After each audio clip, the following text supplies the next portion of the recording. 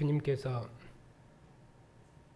몸을 주셔서 우리를 주님의 몸에 속한 주님의 언약 백성으로 지으시고 주의 살과 피를 먹고 마시는 생명의 교제로 주의 교회를 복 주셔서 우리로 주님의 상에서 주님과 함께 먹고 마시는 하늘의 백성으로 복 주셨으니 감사를 드립니다. 오늘 주님의 교회가 주님을 예배하고 또 이처럼 하나님께서 아들아를 생하신 구원의 큰 일을 교회가 함께 듣고 공부하기 위해서 주님의 교회가 입주로 모였습니다. 주님께서 주에게 은혜의 말씀을 풍성히 허락하셔서 교회가 이 말씀에서 하나님의 뜻을 밝히 분별하고 주님 오시도록까지 주의 상에서 영원히 하나님을 기뻐하는 거룩한 삶을 살 수 있도록 주에게 은혜를 새롭게 주시옵소서. 예수님의 이름으로 감사하며 기도하옵나이다. 아멘.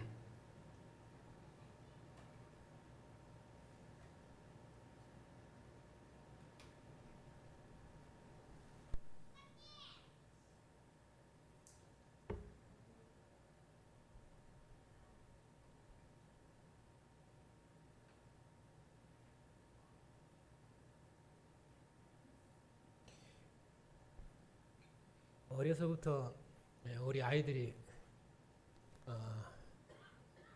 이렇게 예배당에 자주 출입하고 또 부모님들이 예배하고 공부하는 일에 아이들이 옆에서 이렇게 바라보고 지켜보고 있는 것 그 자체만으로도 아이들한테 대단한 유익입니다. 왜냐하면은 부모와 함께 주님의 상에 앉아서 주님을 예배하고 또 부모가 섬기는 하나님을 함께 섬기고 또 부모가 섬기는 하나님의 교회를 함께 섬기는 것을 옆에서 보는 것만으로도 그보다 더 좋은 신앙 교육은 없습니다. 그런 일이 있어서 우리 아이들이 예배 시간에 왔다 갔다 한다거나 또 공부 시간에 왔다 갔다 하고 그런 것이 우리가 공부하는데 그렇게 크게 지장을 주지 않습니다. 왜냐하면은 교회니까 그런 것이에요. 그리고 그런 모습들이 실은 교회니까 아름다운 모습이고 좋은 것이에요. 그렇기 때문에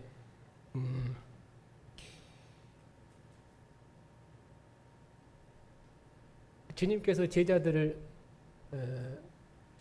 주님의 나라를 함께 경영하고 그리고 그 나라를 함께 봉사하도록 부르신 것도 함께 그 역사를 경영하고 그 나라에 참여하도록 부르신 것이거든요.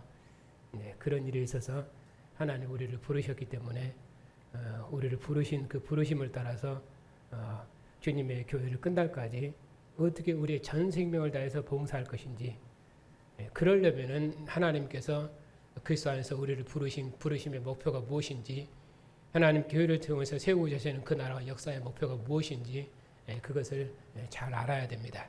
그래야 주님의 교회를 더욱 힘있게 봉사할 수 있고 또 바르게 봉사할 수 있습니다. 그런 일에 있어서 하나님의 말씀을 배우는 일에 우리가 더 전심해야 되고 더 모든 수고를 다해야 되겠습니다. 자, 오늘은 존재론 철학에서 벗어나기 9번째 시간입니다. 교회의 거룩한 식사 성찬 첫 번째 시간입니다. 교환을 읽어가면서 설명하겠습니다.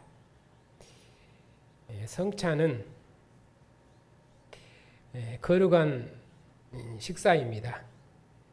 거룩한 식사로서 하나님과 함께 먹고 마시는 언약 식사입니다. 하나님께서는 언약을 맺은 자기 백성들을 하나님의 식탁으로 부르셔서 함께 먹고 마심을 통해 생명의 교제 나누시기를 원하십니다. 여기서 생명의 교제라는 뜻은 먹고 마심이 곧 교제라는 뜻입니다. 다른 표현을 하면은 식사 교제라고 할 수 있습니다. 성찬은 하나님께서 정하신 것입니다. 성찬은 하나님의 백성으로 구원된 언약 백성이 먹는 생명의 식사이며 성찬에 참여하는 자에게 하나님께서 주시는 생명이 있습니다. 성찬은 거룩한 언약 식사, 거룩한 식사, 하나님과 함께 먹고 마시는 식사가 거룩한 식사요 그것이 언약 식사입니다. 항상 이스라엘 백성들은 하나님과 언약을 맺은 백성으로 하나님과 함께 살고 하나님과 함께 먹고 마시기 때문에 하나님과 함께 먹고 마시는 그 식사를 언약 식사, 거룩한 식사 그렇게 말씀하는 것입니다. 그러면은 이러한 성찬 곧 언약 식사라는 의미가 무엇인지에 대해서 설명드리겠습니다. 먼저 그리스도의 성찬이 신약교의 새 언약 식사입니다. 옛 언약 식사와 새 언약 식사가 있는데 옛 언약 식사는 이제 그 다음 문단에 있는 유월절을 중심해서 다시 설명을 드릴 것입니다. 먼저 새 언약 식사를 설명하겠습니다. 새 언약 식사는 그리스도께서 죽으시기 전날 밤 제자들과 유월절을 지키시면서 제정하신 것입니다. 마태복음 26장에 있고요. 그리고 이제 지금 우리가 주일 예배에서 보고 있는 마가복음에서는 마가복음 14장에 있습니다. 마가복음 14장 22절부터 있고 있습니다.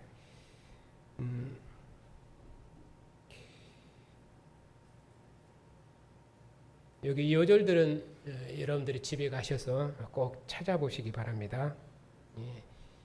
다 찾아가면서 설명드리기는 시간이 부족하기 때문에 개념만 설명드리겠습니다. 거기 보면은 자신의 몸을 유월절 양으로 내어주시면서 제자들에게 새로운 유월절 양식을 주셨습니다. 그러므로 그리스도의 성찬을 이해하기 위해서는 이스라엘의 유월절 식사에 대해서 살펴봐야 됩니다. 왜냐하면 이 새 언약 식사를 유월절을 지키시면서 말씀하셨기 때문에 유월절을 배경으로 해야 됩니다. 마가복음 14장 12절에 보면은 무교절의 첫날 곧 유월절 양 잡는 날에 하면서 시작을 합니다. 그러니까 그들이 먹을 때에 예수께서 떡을 가져서 축사하시고 떼어 제자들에게 주시며 하는 것 보니까 그 성찬은 유월절 그 언약 식사, 유월절 식사 거기서 제정하신 것입니다. 자, 유월절은 그러면은 어떤 날인가? 유월절은 하나님의 백성으로 구원된 이스라엘 백성의 축제일입니다. 출애굽기 12장에 있습니다. 하나님께서는 애굽의 권세로부터 구원하신 자신의 백성들에게 유월절 양고기와 무교병을 새 양식으로 주셨습니다. 이스라엘 백성들은 유월절 양식을 먹을 때마다 하나님께서 조상들에게 베푸신 은혜의 일을 기억하고 하나님께 감사를 드렸습니다. 이스라엘이 유월절을 지키는 것은 유월절 제사를 드린 고기와 무교병을 7일 동안 먹는 것입니다. 여기는 신명기 16장입니다. 출애굽기 유월절하고 신명기 유월절은 지키는 방식이 다릅니다.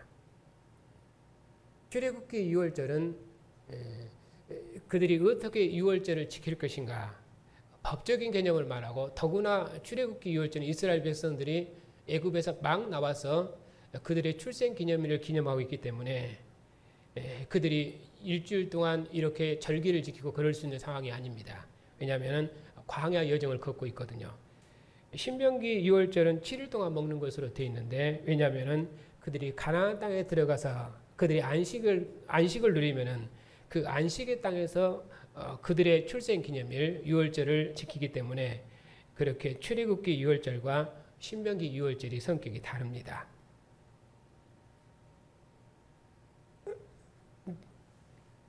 지키는 날의 수는 달라도 개념은 같은 개념이죠. 그래서 출애굽기 유월절 개념은 아비벌, 그래서 달의 첫 달, 해 첫날, 그렇게 해서 설날 개념이 강조되어 있습니다.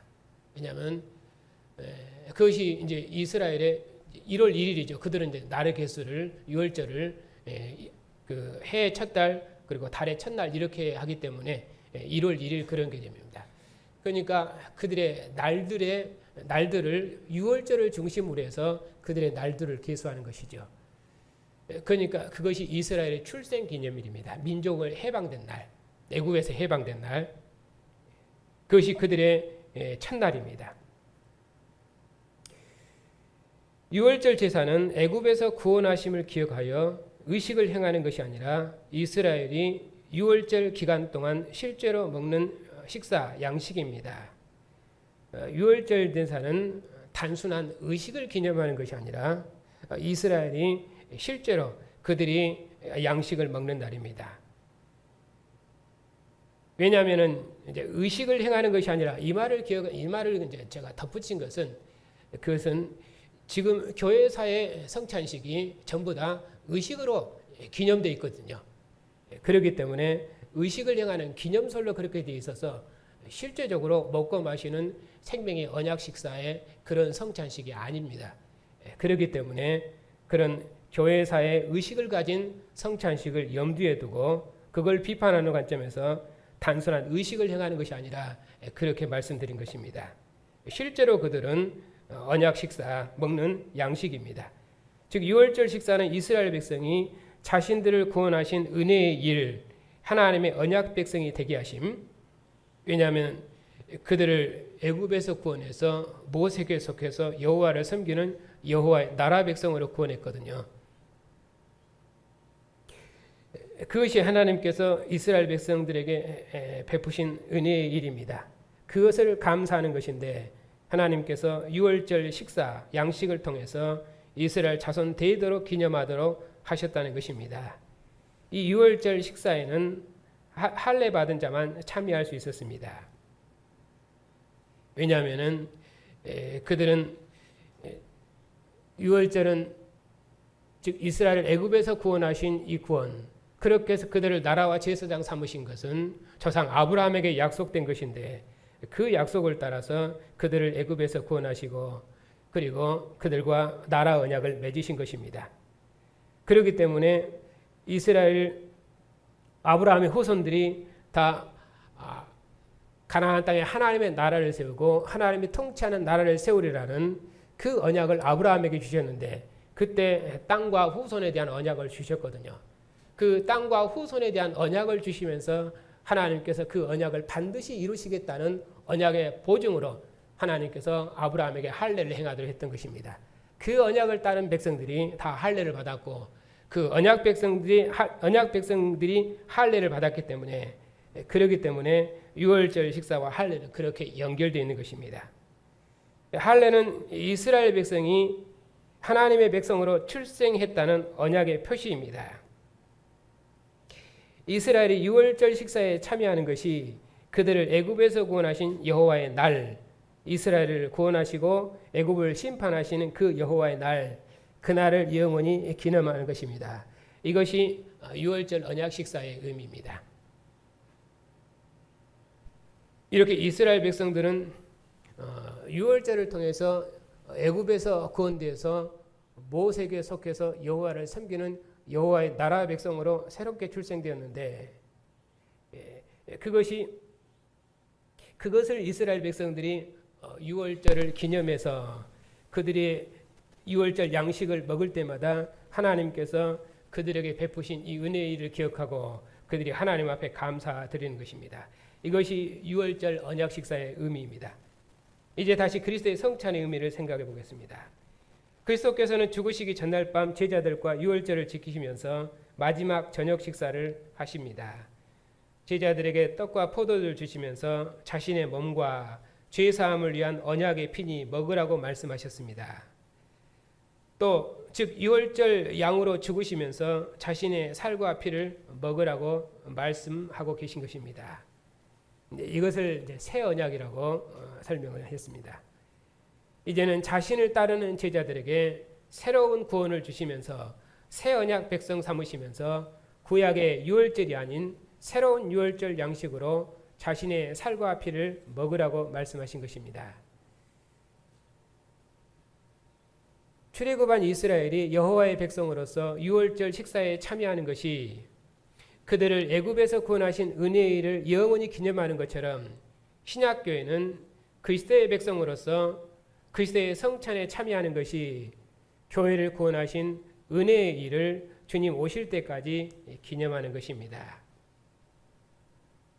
여기서 주님께서 이제 살과 피를 먹으라 그렇게 말씀하시는데, 살과 피를 먹으라 하는 말은 언약의 언어입니다. 하나님의 백성인 이스라엘은 하나님의 제단에서 먹는 백성으로 구원됐습니다. 시내산에서 언약의 피를 뿌리는 그런 언약의 피를 뿌림으로 언약이 체결됐는데, 언약 당사자인 이스라엘 하나님께서 그들의 대표인 70을 하나님의 산으로 부르셔서 하나님의 영광의 발밑에서 먹게 하시고, 그리고 하나님의 거처를 짓게 하시고, 이스라엘 대표인 대제사장으로 하여금 하나님의 집에서 하나님의 수종 들며 하나님의 제단에서 물린 것을 먹도록 법을 주셨습니다. 그러니까 하나님의 성소에서 제단에서 먹는다는 것은 언약의 당사자가 먹는 언약의 친교, 곧 언약의 식사입니다. 그런 언어를 지금 배경으로 가지고 있는 것입니다. 그런데 여기 그리스도의 성찬에서 한 가지 더 생각할 것이 있는데, 예수님께서 떡과 포도주를 주시면서 자신의 살과 피를 먹으라고 말씀하셨습니다. 여기서 떡과 포도주는 이스라엘의 일상생활의 식사, 양식입니다. 일상생활의 식사를 주님의 성찬으로 먹으라는 것입니다. 주님의 살과 피로 먹는다는 것은 떡과 포도주가 주님의 살과 피로 변한다는 뜻이 아닙니다.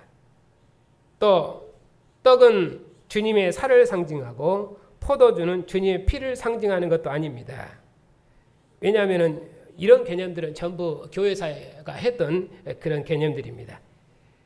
또 성찬을 반드시 떡과 포도주로 해야 한다는 것도 아닙니다.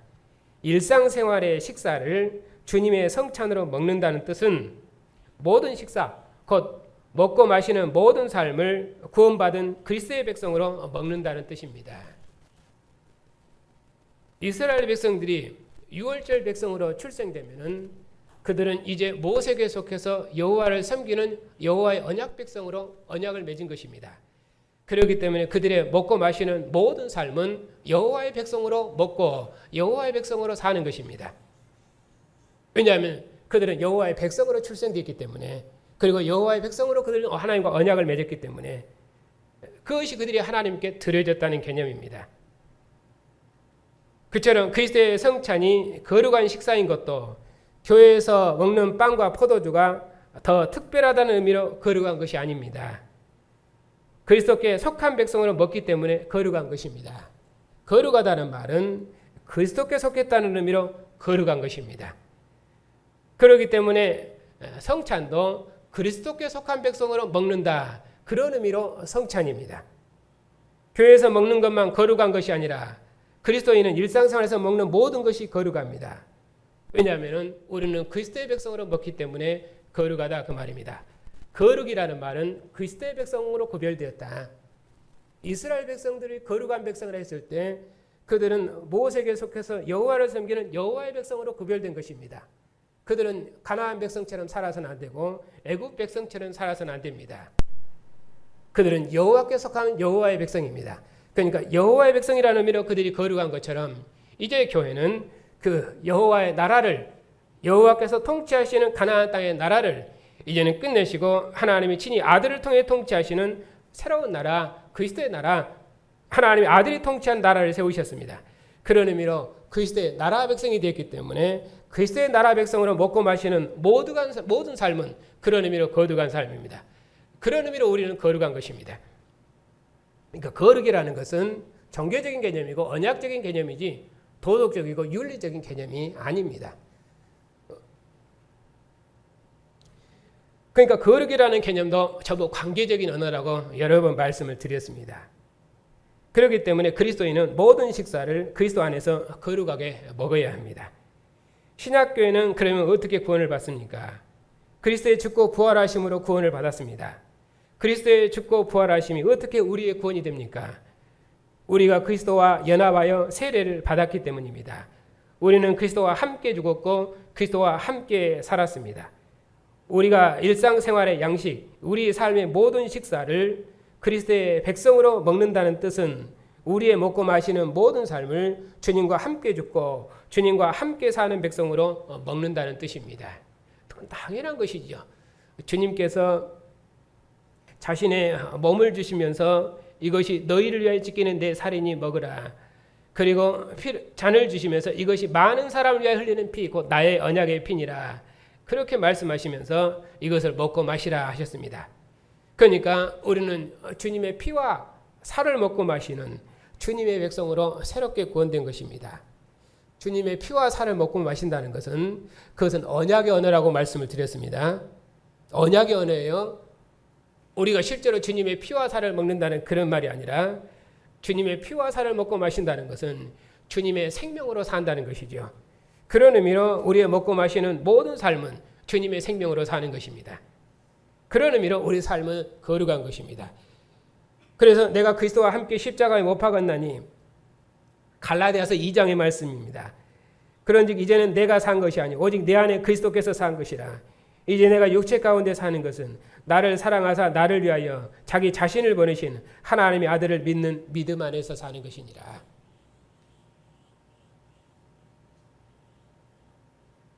주님께서 자신의 몸을 주시고 그리고 자신의 생명을 주셔서 우리로 그리스도께 속한 그리스도의 나라 백성 삼으시고 그 나라와 영광을 함께 섬기며 봉사할 수 있도록 우리를 그리스도의 백성 삼으셨습니다.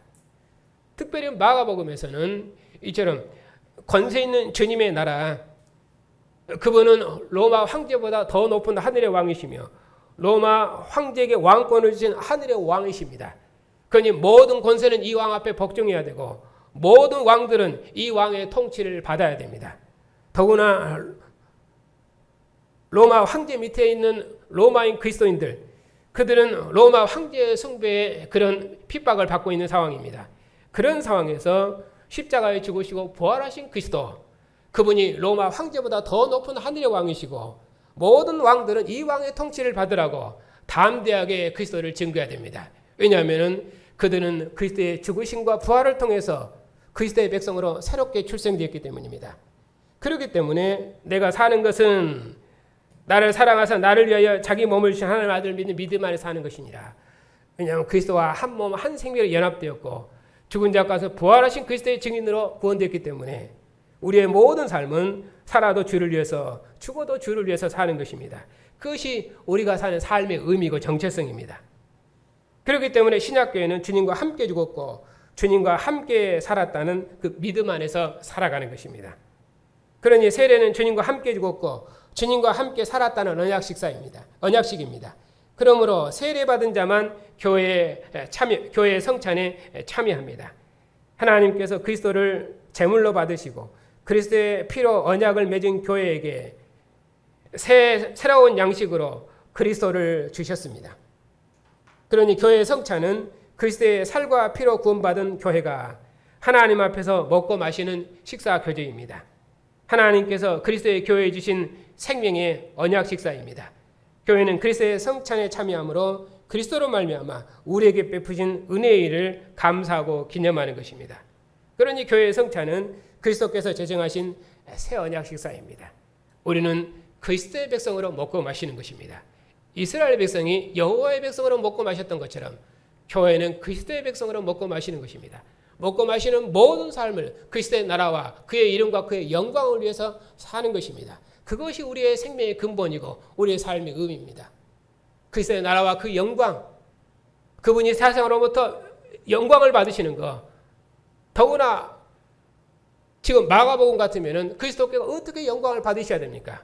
로마 황제가 자신을 신의 아들로 높여서 내게 절하지 않으면, 물론 그 당시 로마 시대는 모든 그 정교들을 인정하는 상황입니다. 모든 정교들은 인정하지만은 그래도 내게 절해라.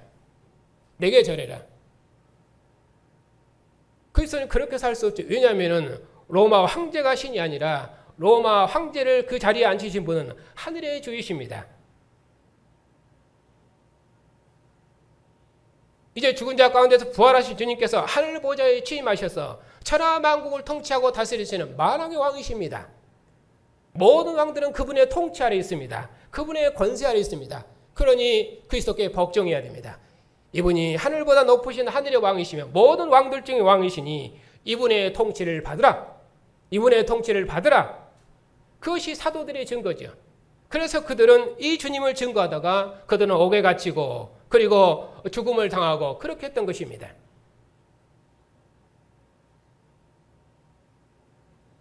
그 주님께서 제자들에게 권세를 주어 보내셨습니다. 너희가 증거한 주님을 믿으면은 그들이 영원한 생명을 얻겠지만 너희가 증거하는 복음을 거절하면은 그들은 심판을 받으리라.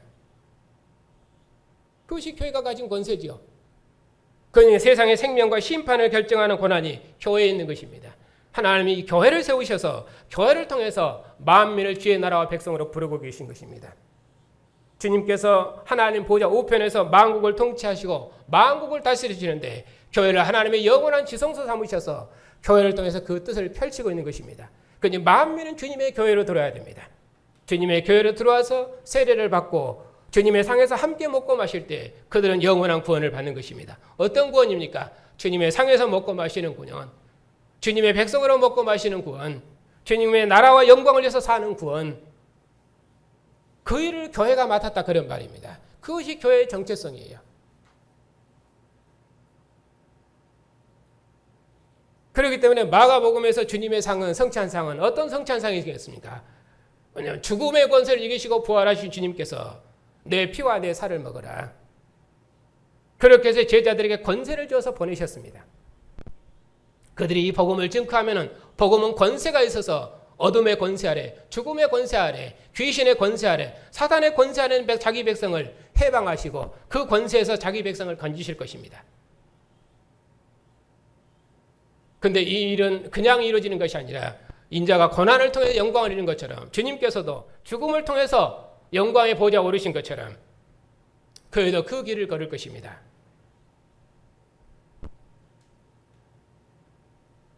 그렇기 때문에 내 피와 내 살을 먹으라 하는 것은 그들은 주님의 백성으로 먹는데 어떤 백성입니까? 권세 있는 주님의 백성이죠.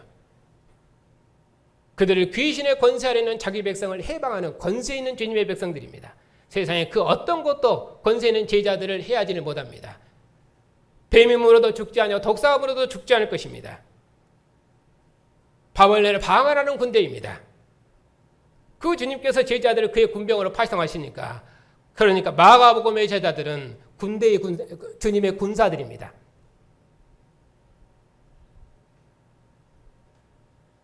그러니까 이런 성찬식은 제자 파송식은 마태복음과는 다르게 마가복음의 성찬식은 이것은 그 전쟁을 위해서 자기 사령관이 자기 장수들을 파송하는 것과 같습니다. 전쟁을 앞두고 출정식을 앞두고 그런 장면이에요. 그렇게 해서 자기 피와 살을 주시면서 이것을 함께 먹고 마시라.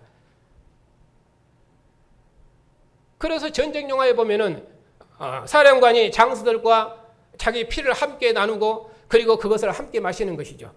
그러면은 그들은 이 나라를 위해서 함께 죽고 함께 사는 것입니다. 한 생명 공동체, 한 운명 공동체입니다. 그것이 마가의 성찬식이에요.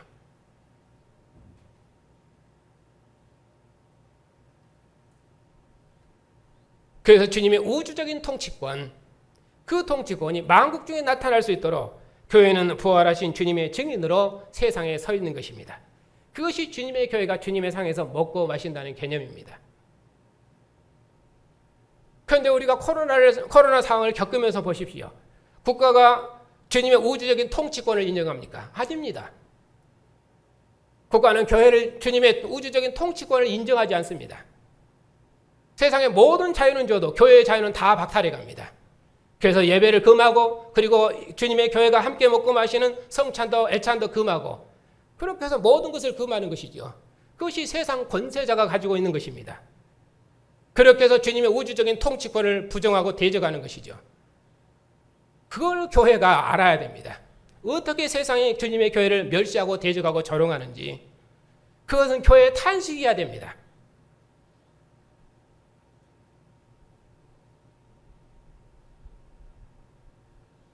그렇게 해서 내 피와 내 살을 먹으라.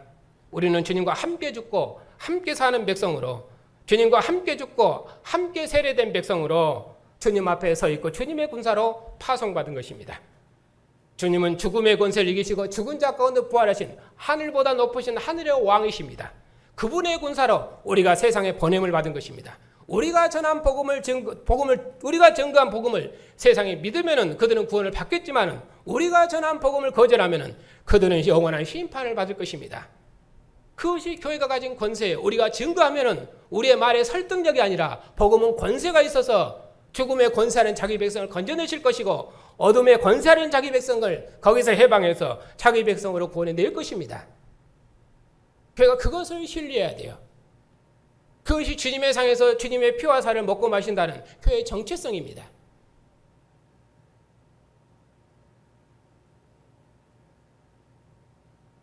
주님께서는 자기 죽으심을 통해서 우리를 그리스도께 속한 그리스도의 나라와 백성으로 구원하셨습니다. 그러니 주님 오시도록까지 주님의 나라가 만국 중에 세워지기 위해서 주님의 이름이 모든 왕들 중에서 영광을 받으시기 위해서 모든 권세들로부터 영광을 받으시기 위해서 그 나라가 임하도록까지 주님의 이름을 힘있게 증거해서 우리의 증거를 통해서 온 세상에 하나님의 통치가 임하도록 주님께서 진정으로 만왕의 왕이시며 만주의 주이시며 모든 권세자들도 모든 통치자들도 교회의 왕이신 주님의 통치에 무릎 꿇고 복종할 수 있도록 그렇게 해서 그들이 세례되고 구원될 수 있도록 어둠의 권세에서 해방될 수 있도록 그리스도의 이름을 담대히 증거해야 됩니다. 교회가 증거하는 이 복음은 세상 모든 권세들을 복종시킬 것이고 주님의 나라를 만국 중에 세울 것입니다. 교회가 이것을 확실히 믿고 머무르셔서 자기 피와 살을 주셔서 우리를 주님과 한 몸, 한 영, 한 생명으로 구원하시고 그리고 우리의 증거를 통해서 만민을 구원하시라는 하나님의 신실한 약속이 있기 때문에 이 약속을 굳게 붙들고 주님의 이름을 더욱 힘있게 증언하는 그런 능력 있는 증인의 삶을 살아야 되겠습니다.